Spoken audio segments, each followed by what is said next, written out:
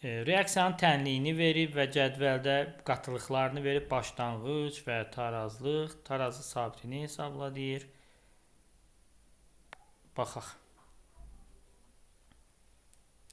Yazırıq 2x üstəgəl y 2z. Başlanğıc 0,6'dır. Burada 0,4'dür. Və tarazlıqda z-imiz 0,4. Alınan maddənin tarazlığı nədirsə alınan da odur. Burada 0,4 yazırıq. 2'ye 0,4 ise bunun əmsalı 1'dir. 1'i olacaq 0,2. 2'ye 2 ise 0,4.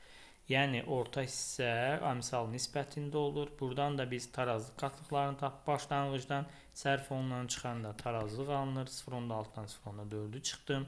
Oldu 0,2. 0,4'dən 0,2'ni çıxdım, qaldı 0,2. Buradan da KT-ni tapanda KT bərabərdir Z kvadratı x kvadratı vurulsun y. Buradan da Z 0,4'ün kvadratı bölünsün 0,2'nin kvadratı vurulsun 0,2. İxtisar getdi, bu olur 4. 4'ü də 0,2'yə böləndə eləyəcək 20. Cavabımız 20.